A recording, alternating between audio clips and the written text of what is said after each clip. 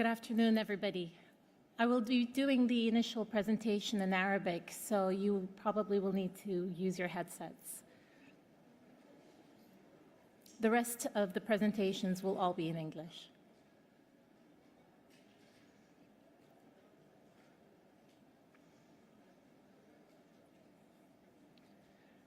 حضورنا الكرام. Distinguished guests, after the plenary of Irtuna Summit, we do contemplate as to how we would be able to implement the different frameworks of sustainability in an unjust way when it comes to development in all countries, particularly hot and arid lands that do not take into account the truth of their biological diversity or biodiversity. That is why this leads to the fact that we are unjust towards them, and sometimes that some of those countries rely on fossil fuel in order to achieve their own development because their biodiversity cannot support their livelihood at all. So what is the solution? And would we accept such a framework which is not sustainable? In order to look into this problematic and find solutions to this matter, our Irtuna Center has started a detailed study in order to look into the outcomes of the wealth with the World Bank and consequently and to give a general idea about the main topics and themes that should be taken into account when a definition or a framework is set for sustainability in Qatar and other hot and arid countries. This session is going to study the outcomes of the implementation of the standardized indicators and also to set the priorities for hot and arid lands and what it means when it comes to the environmental economic implementation worldwide. Ladies and gentlemen, it is an absolute pleasure today to introduce Dr. Matthew Agarwala from Cambridge. He leads the Bennett Institute's Wealth Economy Project, transforming economic measurement to reflect sustainability, inequality, and well-being. He is a member of the Productivity Institute and Senior Policy Fellow at Yale University's Tobin Center for Economic Policy. Matthew regularly contributes to international television, radio, and print media, and we are very happy to have him join us today.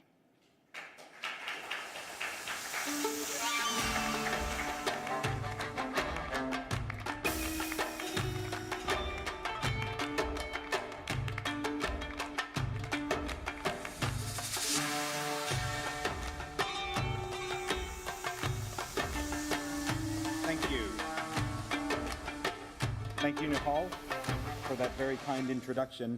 Thank you to Irtuna. Thank you to the Qatar Foundation.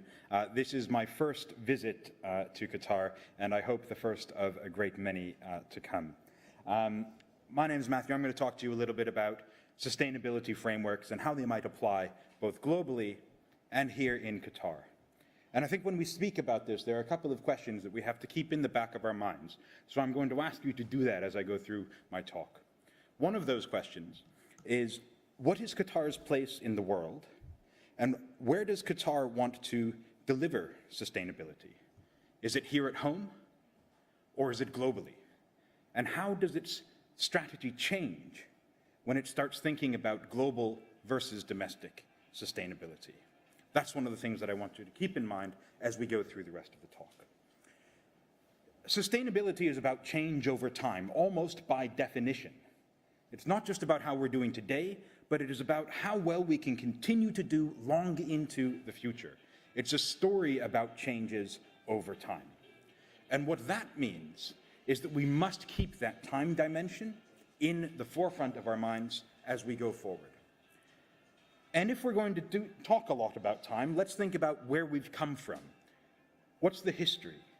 Well, over the past 125 years, GDP growth, that's gross domestic product, the measure of the size of the economy, it has grown, and alongside that growth in income, we have seen a tremendous improvement in the human condition.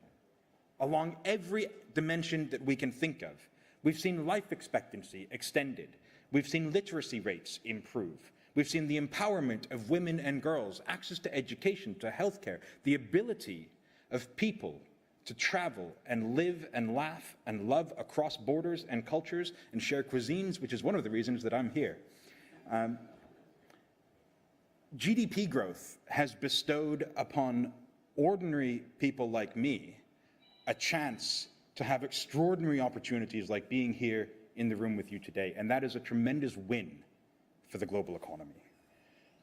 We've seen reductions in poverty rates and lots of success, but the problem is that GDP growth has also ushered in an era of ecological crisis.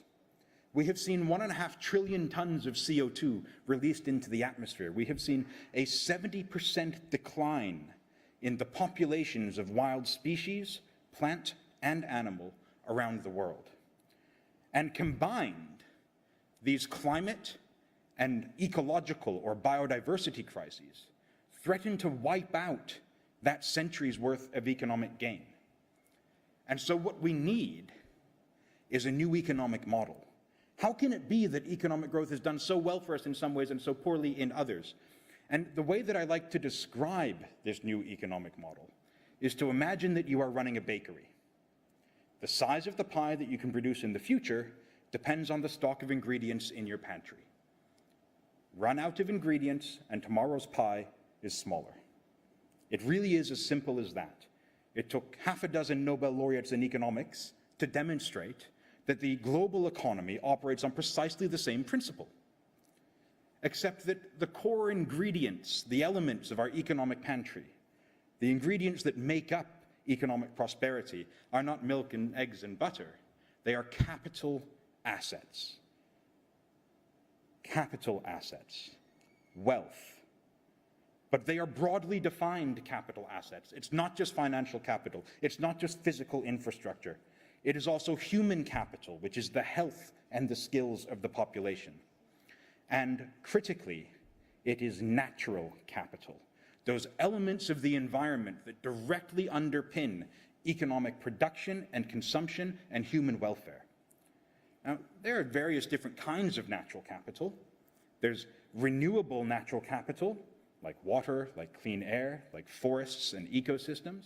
And there's non-renewable natural capital, which I think you understand something about here in Qatar perhaps better than most of the world, are natural resources that are not renewable, natural gas, oil, etc.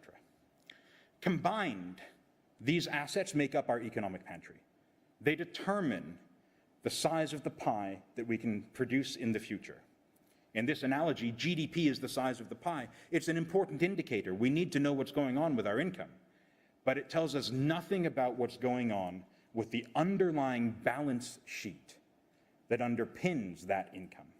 It tells us nothing about how well we are managing our economic pantry. So we need a new measure that understands that nature is simply another capital asset. It is something that persists through time. And I'm delighted to have my colleague, Dr. Amy Binner from the University of Exeter, who, together with me and some colleagues, wrote a paper a few years ago about how nature operates in the same way as a factory. If you are running a car manufacturing plant, you can invest in the machines, the tools, and the people who work in that factory, and you can maintain and increase their value over time. Or you can underinvest. You can degrade them, you can sweat them, you can make them work too hard, you can fail to repair the machines, and you can fail to update the skills. And if you do that, your car factory will produce fewer cars into the future. The economy, nature works in exactly the same way. Our marine fisheries will produce more fish long into the future if we manage them sustainably. If we overfish, if we overpollute, they will produce less for us in the future. Now, the question always comes up, how can we possibly use non-renewable resources like oil, like natural gas, within a sustainability framework? Well, remember, it's the overall size of the pantry that counts. And what that means is that we can exploit some of the non-renewable assets within reason and use those to invest in renewable types of capital, like human capital, like social capital, like institutional capital, the quality of our governance and the reliability of our regulatory and legal system. And one of the benefits of this way of thinking is that it brings home this mismatch that we've had over the past century which has viewed nature as external to the economy, and it places the economy in its rightful place, which is embedded within nature. And it also gives us a clear, measurable, actionable rule. There's a direct policy prescription of what we need to do. We need to ensure that wealth, our pantry, per capita, is not falling over time. If it is falling, if we are raiding the pantry over time, then we are necessarily imposing future losses on the next generation. And what's great about natural capital and the economics of inclusive wealth is that the future is built in. All capital, natural capital, financial capital, physical infrastructure, by definition, is a claim on the future. The value of any capital asset today is defined as the net present value of the future benefits it generates. The value of your car factory is the net present value of all the cars it can generate into the future. So the future, therefore sustainability, is baked in. There are, of course, some challenges. It's incredibly difficult to measure certain components of natural capital, especially those renewable ones like biodiversity and our ecosystems. It's often harder to value. Social capital, the amount of trust that we have in each other, in business and in government, the quality of our institutions and the ability of communities to work together, that's hugely important to economic production. It determines whether or not we end up entering into economic contracts. It's a transaction cost. But it's very difficult to value. And in order to move from this sort of GDP growth-oriented economy, where we can raid the pantry, into a sustainable future where we grow the pantry, is going to require dedicated leadership, not just from businesses, but critically from governments as well. So what does the data actually tell us? Where are we? How is inclusive wealth? How's the size of our pantry changing over time? Well, in many parts of the world, it's growing. And it's growing largely because we have been investing in not just physical infrastructure, but critically in human capital, the health and skills of the population, the explosion of education, the increase in life expectancy, the entry of women into the workforce. These things have all increased that productive capital in the economy. But there are some parts of the world where, on a per capita basis, wealth is falling, and we would consider these to be unsustainable. So let's take a look at what we can know about Qatar. Well, Qatar is a bit small on the world map, but it stands out in many ways when we start analyzing the data. First of all, it has had the highest increase in per capita wealth and absolute wealth of any country in the world over recent decades. The total wealth, which includes natural capital, human capital, physical capital, and net financial assets, has reached $2.5 trillion, and even that is 5 years ago. We would expect that with the expansion of the North Field, we would expect that with new discoveries, this has actually increased since then. We can look at this on a per capita basis as well. This too has grown in Qatar, really quite substantially, nearly 60% increase over the assessment period. It's 8 times the average for the Middle East and North Africa region, and about 2 times, a little bit more than 2 times, the high-income non-OECD countries' average. So wealth per capita at the moment in Qatar is really quite high, and it's been growing rapidly. This is largely driven by natural gas reserves. But there's a problem. We know that Qatar is incredibly wealthy. And what I'm showing you here is the World Bank's data, because the World Bank has the longest running series on natural capital accounting and inclusive wealth accounting. So this is the share of total wealth attributed to non-renewable natural capital. And I've highlighted Qatar in red there. And you'll see on this graph that oil, dark blue, is several times larger than gas, the light blue. Now, the eagle-eyed among you will know that's wrong. Right? The gas supply, the gas reserves here in Qatar are expansive. The problem is that this isn't reflected very well in international data sets. There is always a trade-off, and this is one of the themes of the report that I'm working on with EarthNet and the Qatar Foundation. There is a trade-off between using internationally comparable data and having your own bespoke analysis within country based on your own National Statistics Office. When we want internationally comparable data, we have to make compromises because the data quality isn't comparable across countries. And that's exactly what we found when we investigated the data on non-renewable natural capital here in Qatar.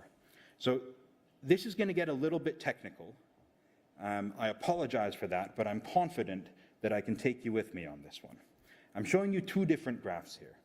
On the left, you've got the oil reserves and the oil rents in Qatar from 1970 to the present day.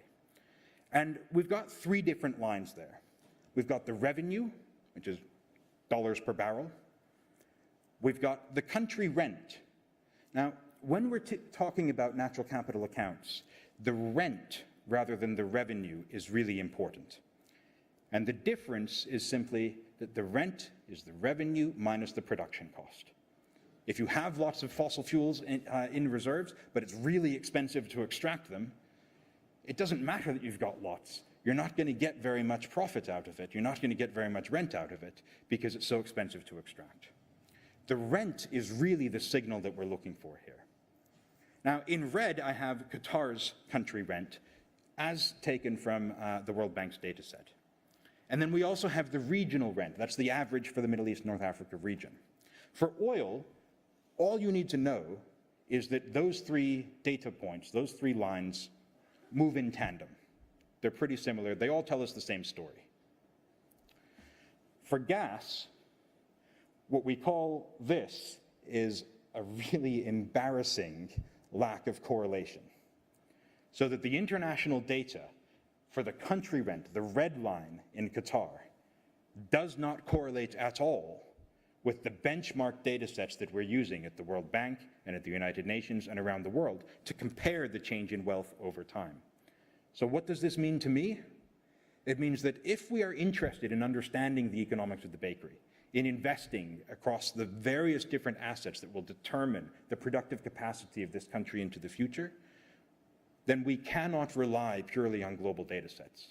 It's going to require a domestic investment in the statistical infrastructure to understand how this country is managing its economic pantry. So I spoke a bit about natural capital. Fossil fuels are going to be important when we're speaking about an economy such as Qatar. We know that part of natural capital is a stable climate system. We know that we are degrading that stable climate system, creating climate change, and the way that we are doing that, the mechanism, is by releasing fossil fuels, by releasing greenhouse gases into the atmosphere. The release of greenhouse gases destabilize the climate. We have global warming. The science is clear. We know then that these emissions are reducing that natural capital. What we don't know specifically is whose wealth is being reduced. And for that, we have some questions for you, for policymakers. There are some choices that we can make. We could decide ad hoc as an arbitrary choice to attribute the greenhouse gas liability entirely to the countries that extract the natural resources. That would not look good in Qatar's wealth accounts. Alternatively, purely as an ad hoc choice, we could decide to attribute the emissions to the countries that burn the fossil fuels in the production process. This would shift much of that burden away from places like Qatar and towards places like India and China as their production is expanding. Alternatively, we could decide to attribute the liability for those emissions not to the countries that extract the resources or combust them in production, but to the countries that consume those goods and services at the end of the production chain. That would look particularly bad on the inclusive wealth accounts of Europe and North America. There is another thing that we could do, which is grotesquely unfair, and I think really quite immoral, which is that we could attribute the liability for the damages from climate change, the liability for those fossil fuels, and for the carbon emissions resulting from them, not to the countries that extract them, or combust them, or consume the goods, but instead we could attribute the responsibility to the countries that are going to suffer the consequences of climate change, even if they had nothing to do with extraction, production, and consumption. Now, that is wholly unfair, repugnant, I agree. But it is unfortunately exactly the world in which we live. Because without an international compensation mechanism that genuinely provides finance for mitigation and adaptation to countries that are going to suffer the damages from climate change, we are eroding the balance sheet of the victims of climate change without recompensing them. That, I think, is why it's immoral, but it is the best description of the current world. So I spoke a bit about production and consumption, and that's especially important for a country like this in Qatar. Qatar has the largest difference between production and consumption emissions of any country in the world. That's because you have so much fossil fuel in reserves, and you extract and export those, but that the consumption emissions are much lower, and this is data on a per capita basis. It's the most striking difference. The difference, essentially, between the production and consumption emissions is what determines whether you are a net exporter or a net importer of those greenhouse gases. And you can see just how much it differs compared to the global average. So that was a story about emissions. Now I'm going to talk not about emissions, but about the natural capital assets themselves. And so here I'm talking about coal, oil, gas, fisheries, timber, and I'm showing you again the difference between the production and the consumption-based accounts.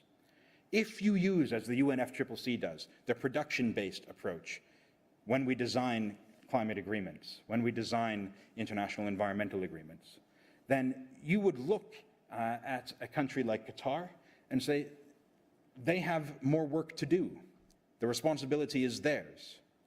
If you use a consumption-based approach, you would look at a country like the United States and say, actually, that's where the primary action needs to take place. There is nothing in economics that tells me that extraction, production, or consumption accounts are right or wrong. It's a choice. It has always been a choice. It is a political choice. When it comes to accounting, these questions are important. Perspective really, truly matters. And that's my time, and that's my talk. Thank you for your attention. I'd like to invite Ms. Nihal back up on stage, who's going to chair our panel.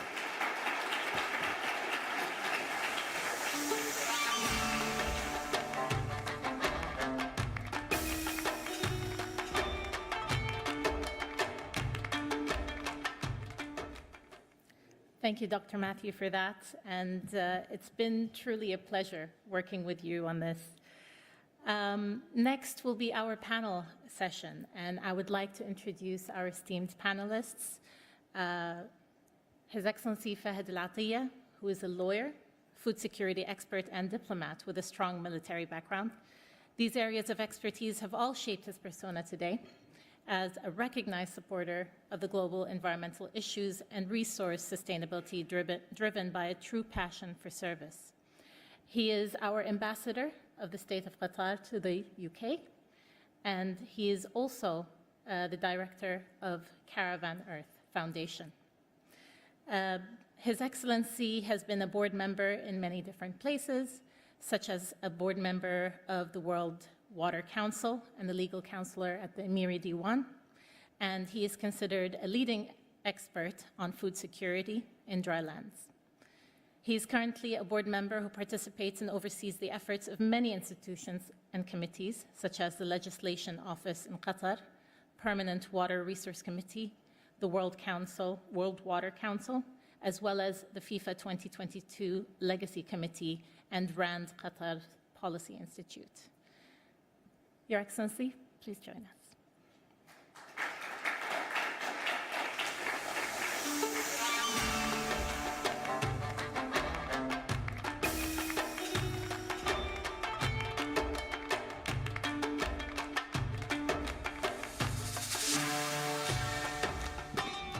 Next, we have Dr. Amy Binner, who is a senior lecturer in Land, Environment, Economics, and Policy Institute at the University of Exeter. She is an environmental economist specializing in natural capital, valuation, and applications to land use-based decision-making from welfare and sustainability perspectives.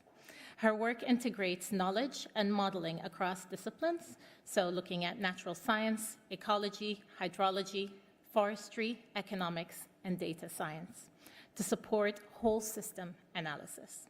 She has led work on several co-designed decision support tools, including the Natural Environment Valuation online tool for England and Wales, the Natural Environment Valuation Modeling Suite, and woodland valuation tools.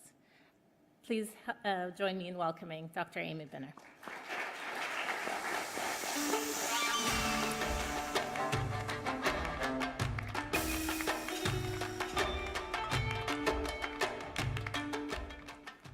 And last but not least, I would like to welcome Dr. Kamiar Muhaddis. He's an associate professor in economics and policy at the University of Cambridge. Dr. Kamiar is an associate professor in economics and policy at the Judge Business School at the University of Cambridge and a fellow in economics at King's College, Cambridge, where he co-founded the King's Entrepreneurship Lab. His main areas of research are applied macroeconomics, energy economics, economics of the Middle East, and climate change. He is currently a consultant at the Inter-American Development Bank, and he is a consultant at the Asian Development Bank and a regular visiting scholar at the IMF, the International Monetary Fund. Join me in welcoming Dr. Kamiar.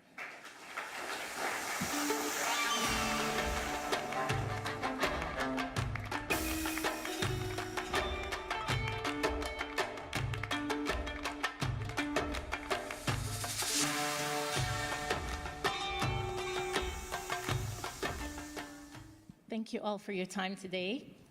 So let's kick this off. I know we have a very limited time and it's a very heavy topic. And from what we saw in the presentation that you did, Dr. Matthew, we all know that Qatar doesn't have a permanent fresh body of water. And it's very low on biodiversity if compared to other states with very well-endowed natural capital. So let us first discuss GDP versus that balance sheet, that pantry that you discussed. And we know that GDP is generally not a perfect measure because it doesn't account for that forward-looking vision. So why should we be pursuing inclusive wealth? And I will probably start that question with Dr. Kamiar. Oh, excellent.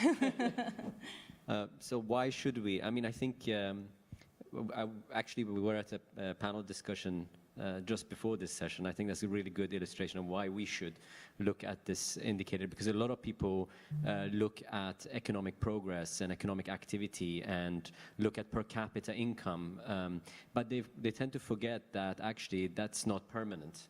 And I think what Matthew is showing here is that we need to not just look at physical capital and potentially human capital, but also look at social capital, but look at natural capital. And what we're doing at the moment is basically depleting those types of capital. Is a trade-off we've chosen, maybe unintentionally, but we potentially don't know that we're doing that because the metrics we have are telling us that what we're doing is good because GDP growth is increasing. And I think what Matthew is trying to is illustrating is that that's not what is happening once you take into account the 5 different types of capital. I don't know if that answered your question, but yeah. Dr. Matthew, what are the measures that work within a local construct in a country like Qatar? What do you think, in your opinion, works? So, perhaps unsurprisingly, I think the measure that's probably most important, if we are interested in a long-term perspective on sustainability, on an enduring, long-run capacity to support economic production and human welfare, then the answer, you didn't really need me. The answer comes from centuries of economic research into what is capital. When capital is, by definition, the ability, the basis, the productive capacity of an economy long into the future. And so I think it is inclusive wealth. I think the GDP was a really important and useful metric for the 20th century. That century was characterized largely by a challenge of people not having enough stuff. Not enough food, not enough water, housing, healthcare. That is no longer the overarching global challenge. It is for about half the world's population, but for the other half of the world's population, the challenge is actually one of decreasing health. The challenge is one of aging societies. The challenge is one of an erosion of natural capital, the climate system and the ecology that we depend on. So I think inclusive wealth accounts would be the thing to pursue here. Dr. Kamyar, you mentioned natural capital, and that got me thinking about your work, Dr. Amy. And there's always this debate about does nature fall within the economy or does the economy fall within nature? And I mean, I think we can agree on that. But I think for the sake of everyone here today, is it right to think of natural capital in terms of portfolio management? And how far can we rely on markets to reorganize our pursuit for sustainability? So on your first point, I take a whole systems approach. So I try and think not as one leading the other, but as the whole system having to operate together. We have to try and plan for, okay, if we are interacting with the system and there are these drivers that we as humans have influence over, what's the impact of that? How does it spill over into the other systems? We're talking about inclusive wealth, and we have different columns, and that sort of natural capital becomes one of them. But even within there, you have interactions between the capitals themselves, and so we have to understand how they influence each other. A lot of my work as well is always about forward-looking. How do we use the information that is available to us and the advances in AI and data science to help us look at the different pathways that are available and what they mean in terms of how much we can consume, what the standard of living is going to be like, what the distribution of wealth is going to look like. That we have all of these potential tools that we can apply, but we need to organize our thinking in order to make the most of those. And you asked about the ability of markets to help us solve the sustainability problem. Now, markets have done phenomenal things. We've seen the huge advances that we have, but that's not down solely to markets. So it's a combination of humans and culture and learning and education and the way that we form our preferences mixed in with the way that we are governed and the legislation that we face. And so we can't just address this with a voluntary approach to sustainability. We are going to need that strong leadership and that way forward. I definitely agree with you that it is a holistic approach that is required. But also, if you look at it as a standalone, if we look at Qatar as a standalone, it is low in biodiversity, and our nature is very, shall we say, it's not as rich as we would like it to be able to sustain an economy. But also then we look at technology, as you mentioned, and how technology can support that. But how far can technology support an economy like Qatar beyond the fossil fuel resources? So first of all, small is not a low level of biodiversity, as people from Qatar tend to perceive it to be, doesn't mean that's low value, right? Value doesn't just come from the size of the stock, it comes from how it supports welfare and how people interact with it. Value that people derive from that does not have to be small. In fact, in economics, scarcity often leads to very high values, right? The less you have, the more valuable each individual item is. Sorry. What was your second? That was actually it, and I wanted to actually touch on key biodiversity offsets. We had that discussion a while ago, and we did. Okay, so biodiversity offsets is an approach that has become quite popular. The discussion around them is growing. There are different ways of offsetting, but it's really important to understand what that offset is doing and why you are trying to offset. So the first rule we have with offsets is first you should have done everything possible to try and minimize any damage. To minimize any damage that you are that you're inflicting. So we're looking for minimizing the impact first. Then you have to look at, okay, if there are unavoidable consequences for biodiversity, is it possible to offset? If you have to create some damage in this place, can you compensate? Is it substitutable to increase biodiversity elsewhere? Does it provide the same functional benefits in terms of the economy? Does it provide the same value to individuals? And biodiversity is harder in some ways than carbon, because carbon, it doesn't really matter where that is. But biodiversity is very sensitive to location and to composition, right? The Lawton effects of how habitats are structured and their connectivity all influences how that natural capital functions and the values we can derive from it. And speaking of value, Your Excellency, with your involvement with Caravan Earth, you take a different look at what is valuable in our society and what is valuable to our heritage.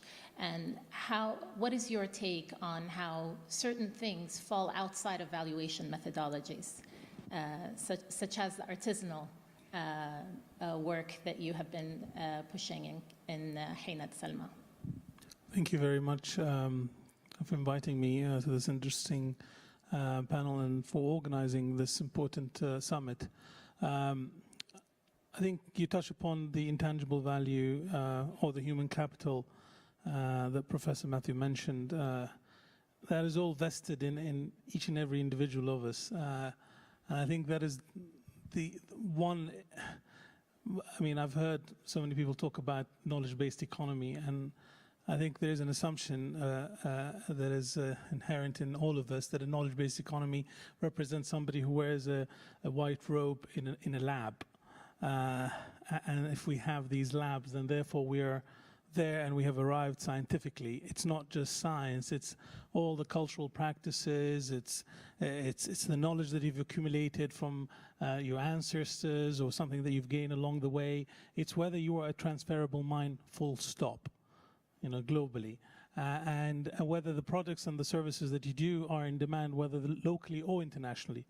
And so what I'm trying to do with the foundation and throughout my work is to focus on the intangible aspect of our development, that is in the skills. We have a lot of people who have university degrees, but very few who know how to survive without a microwave. So for me, the skill deficit is mind-boggling at a global level, and it's decreasing, unfortunately. And we have a lot of university graduates who have no jobs today as we speak, and the problem that we're still educating more university graduates. So I have been a champion of vocation, and this for me has been a long-lasting kind of mission, especially in the built environment, since we if the predictions are right, and the economists here can correct me, if 75% of the world's population are going to live in cities in the future. So I guess I know what skills will be needed. We need people who know how to build our homes and cities. And so in Qatar, we have endured in building this sort of modern city pretty much with imported skills. So the idea is how to domesticate some of these skills as we go along in the future, since many of us will still continue building homes, and others would like to build certain districts or towns or villages. So that is important. And so Caravan Earth focuses on 4 fundamental areas, what I call them the 4 needs. First, the need for food. So I focus on agriculture and food. Second, the need for shelter. So the Caravan Earth has urban and an architectural practice. Third, the need for warmth. I focus on textiles. Textiles is one thing that most people take for granted. First, it's the second largest contributor to climate change. And second, it's one thing that we have from the day we're born until we drop dead. It's our second skin. And it's in our interiors, it's in our furniture, it's everywhere. And we don't pay much attention to it. So for me, that is a third pillar. And the fourth, which is the intangible bit. It's the intellectual and the creative aspect. It's because we are by design creative, and we produce creativity and we consume creativity. And the question is, how much of this creativity help the cause, socially, culturally, ecologically, and how much of it is just pure entertainment, dumbing us down, letting us forget who we are, what we are, the sole purpose of our existence. So that's in a nutshell what the foundation is all about. And the farm, just to conclude, I have, in the 10, 15 years I've been engaged in this topic, I have realized that I think a lot of you have had enough of people like me and others talking and lecturing. And I went around universities, colleges, and talked and did seminars. And I said, it's funny, I mean, nothing's changing. We go home and we change a bulb, or we separate our trash and we feel absolved. We feel very good about ourselves. I think we've realized then what sustainability actually means. I mean, we talk about conceptual, abstract notions to an audience that once they step out of this door, they don't know how to implement even 0.05% of 1% of what we're talking about. It's inaccessible. So the idea of the farm is to say, enough of this lecturing. I'm not going to talk to people about sustainability, ecological living, environmental consciousness. Actually, we're going to create a space, and people are going to learn by symbiosis. Exactly. Symbiotic learning. You will come there, and I'll separate you from this sort of destructive environment that we put ourselves in, and you're going to come and wonder, oh, this is really strange. It's like taking a lion out of a zoo into the wilderness, and the lion is bewildered about the fact that he is in his natural environment. And so, but that provokes questions. That's the whole point. And that gets people to say, you know, why this looks beautiful. You know, the beauty has value economically. That's why we go to Paris, 70 million of us, or Venice. Or here. Well, we need to work on that more.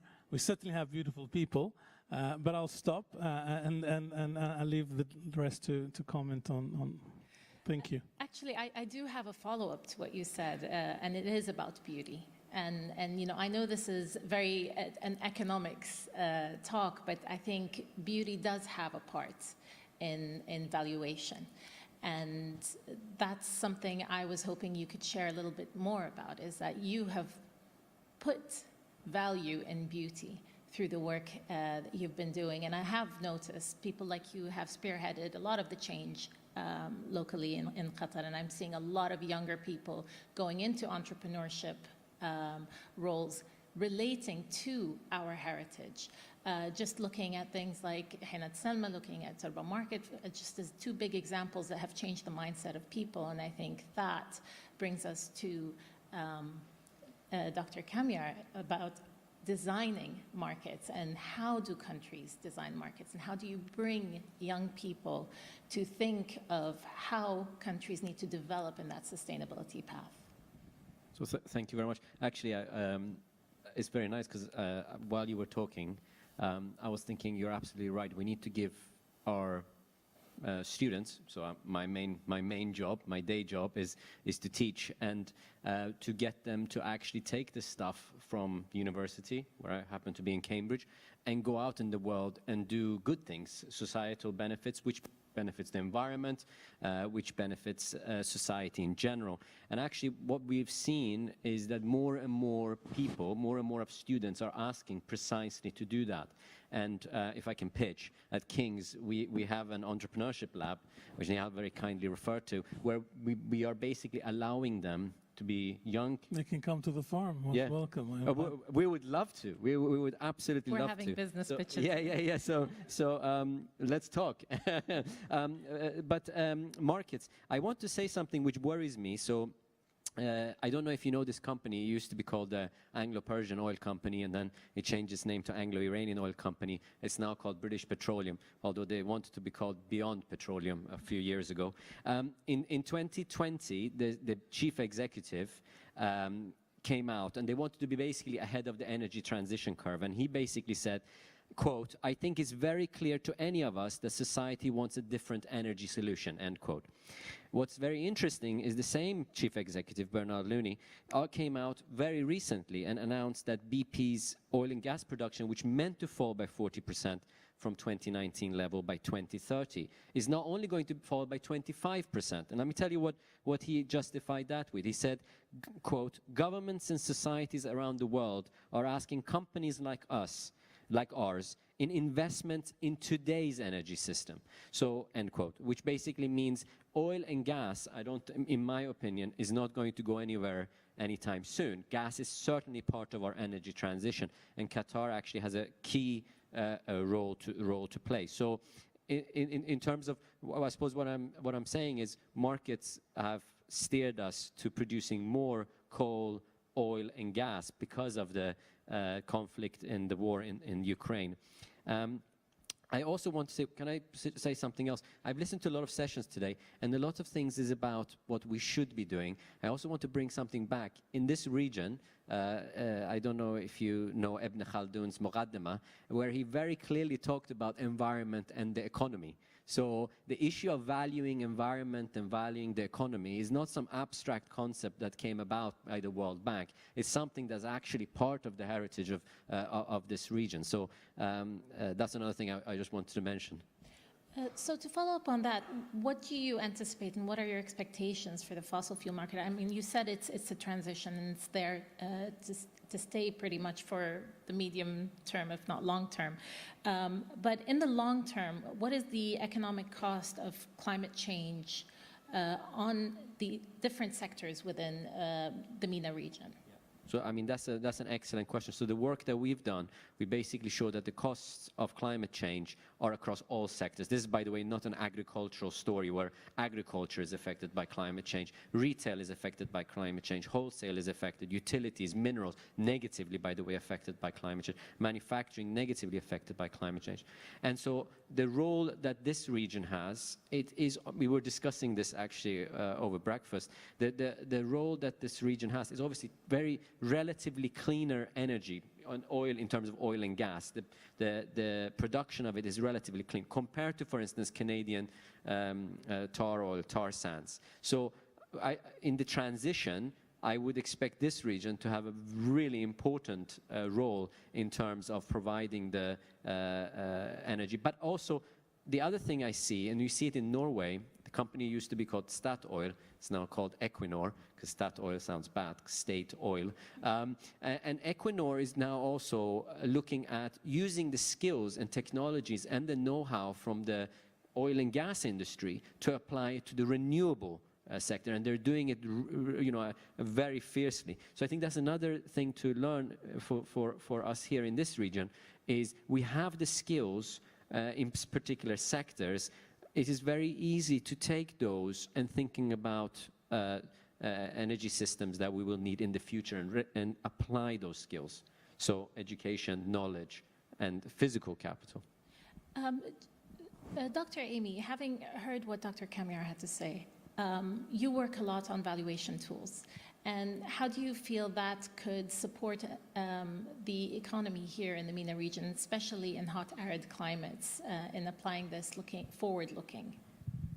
So, well, one of the biggest things that comes to mind first is thinking about not just domestic values, but international values, right, for services, for cleaner, relatively clean production of energy, and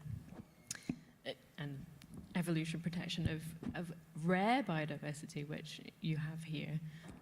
Although they might be small in quantities, you have endemic species that thrive in arid and hot climates. So I think looking at trying to value the global market, if you like, or non-market for these goods would be a way in and to support investment in these. And this links again to things like biodiversity offsets or biodiversity credits, which could be sold on international markets for protection or regeneration of areas and species. Thank you.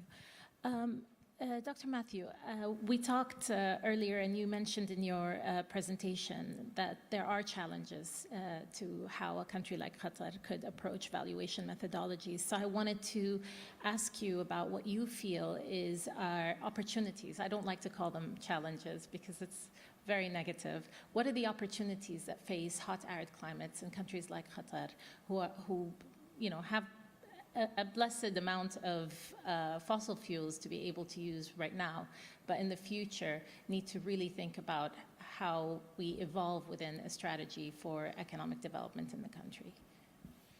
So it's a great question. I mentioned challenges in my talk as being general to the field of inclusive wealth and environmental economics, rather than unique to Qatar. One of the opportunities is going to be thought leadership. And the design of new technologies and their diffusion through not just the domestic economy here, but the global economy as well. Qatar, through its endowment of natural resources, is going to be a critical player in the transition towards a cleaner, greener, leaner, net zero economy. But it's not just that natural capital. It's going to have to be a leader and a pioneer in its human capital, the development of new technologies, and I know that there is research being undertaken and projects at EarthNA and at the Qatar Foundation on the hydrogen economy and the role that Qatar could play there. That's an open opportunity. No one's fully cracked it yet. You could be the leaders.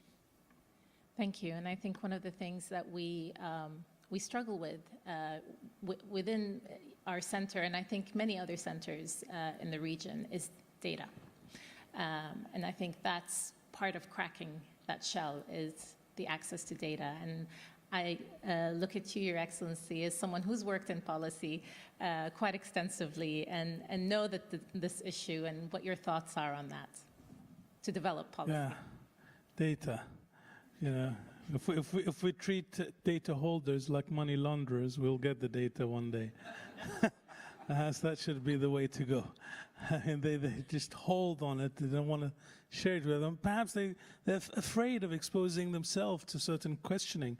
We can comfort them by saying, just release it. We'll not put you on the dock. Anyhow, it is a long life struggle to get data out of people. And I think if EarthNA would lead the way in putting something together, working with our statistics department and empowering them as well to getting the right data, not the data that anyone wants to volunteer. I would just touch upon an area that you have been pointing on the future for Qatar, and on a positive note. I think we have come to realize our development mishaps now over the last 50 years of growth that we've had. And I think it is important that while we can alter the discourse, because there will be a moment when we will not be able to do that. And the question is, when that moment comes, will we have another source of revenue? Will we have another a way of sustaining our lifestyles the way that we have it today? And will we be able to maintain all these assets that we've created in exchange of that fossil fuel that we've sold? And that's a big question for me. So years back in 2014, at Qatar Foundation, an avant-garde organization that allows ideas to fly, I've called for negative growth in Qatar, and I said that the only way this country can sustain its future if it induces a structured negative growth over a period of 15 years or so. And by doing so, we will be like Geneva. I mean, Geneva manages $3 trillion, combined between Zurich and Geneva, there's $6 trillion of assets under management. So while we have the gas and oil, let me put this proposition to the economists to work it out. We shrink our economy, our domestic economy, because at the end of the day, we import 90% of our workforce. And we desalinate 90% of our water. And we import 80% of our food. So all the fundamentals does not exist in this country. If it existed historically, we would have built a civilization 4,000 years ago, right? Would not have waited up until 39 for us to start this journey of development. But that means that we recognize these fundamental inherent constraints in our natural setting, and therefore bespoking our economic model to those constraints, and not trying to think that we're Usain Bolt and we're going to run the 100-meter race when we're born crippled. I mean, that's the situation. But we're sold the idea that we can run an economy like Canada or the States or Brazil. And I'm saying, listen, God endowed us with this wealth, brilliant, you know. It's for us sacrificing 4,000 years roaming this area. You know, some reward. We won the lottery ticket. The question is, let's not lose that, and let's realize that these constraints will never change, unless climate change, and on the other hand, accelerates and brings us more water, which I'm not going to complain about. So, water is the reason for any civilization to exist, not oil and gas, and we don't have it, water, and we don't have agricultural land, and we don't have a population.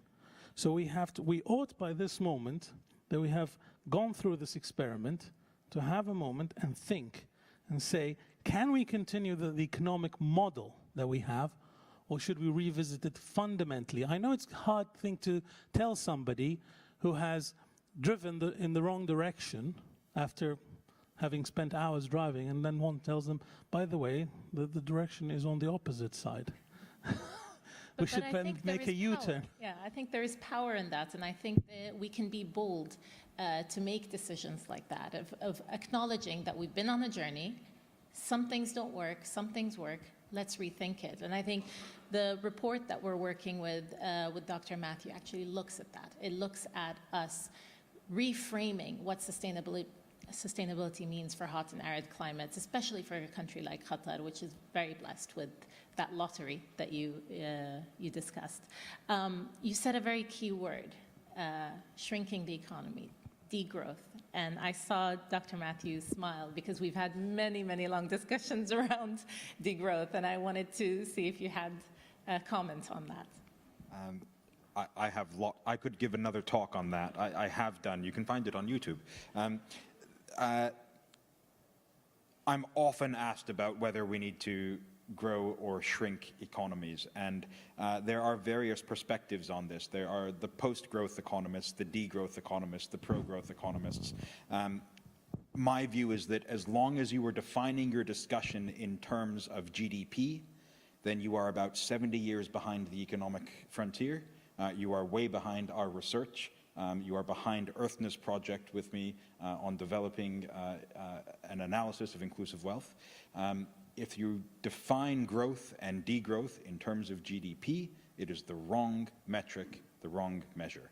If you're interested in sustainability, we should be thinking about, are we raiding the pantry or are we restocking it?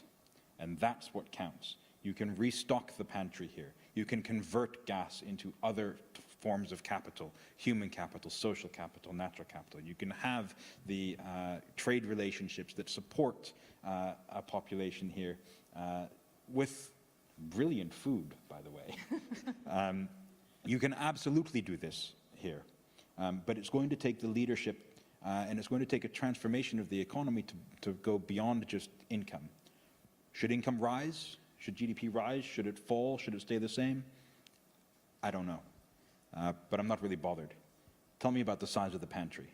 Now we're having a real discussion. On that note, oh yes. Can I say that? Actually, we don't need. I think we shouldn't talk about degrowth. And what you're saying, we should talk about green growth, and that's the key. I think we need to change the. Or brown growth. Or if I can control my pantry. Yes. The pantry might not be here to begin with. Yeah. That's absolutely key. True. And so there's that dimension. I mean, I think one of the first things that I said was that I want you to keep in your mind Qatar's place in the world. And are we thinking about domestic sustainability or global sustainability? Yeah. And that is absolutely the insight that I was hoping would come away from this session. Thank you. That yes, it's the global impact as well. I would like to thank you all for that. And I think for someone much younger than me, they would say on that note, mic drop. Thank you all for being here today. And I think we had so much fun. We don't have very much time for questions, but maybe we can take one question from the audience if anyone has a question. Over there. Hi, assalamu alaikum. Walid Khalfawi, the permaculture designer. I was listening from this morning to the sustainable إلى القضاء. vision for future, and we didn't talk a lot or much about water because here in this region, if I understand well, arid and hot climate regions, the first sustainable pillar to, or first pillar to sustainability is water. We are doing a lot of things in terms of energy, nothing in terms of water. Even the water that we are desalinating here has negative consequences on other sides. The salt produced after desalination, we don't know what to do with it in farms or in different levels.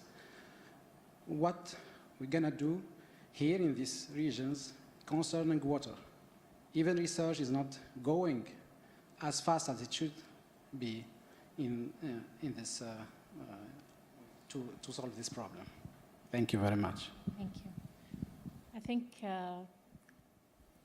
would you like to answer that? So my PhD was supposed to be on the economics of water. Instead, I moved into inclusive wealth because water is really, really hard.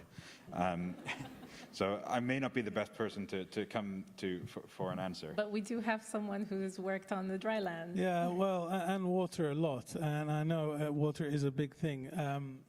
Again, it boils down to our economic model. Your economic model influences the way you consume, whether at every level. And we have set ourselves to a path of GDP growth. Of course, now we talk about other indicators of qualitative indicators, and they're happening, and we're educating a lot of people, and which is all great. But at the end of the day, bottom line, there's still there's still a sort of an annual increase in GDP growth. That means annual the consumption of increased water that is only going to come from desalination,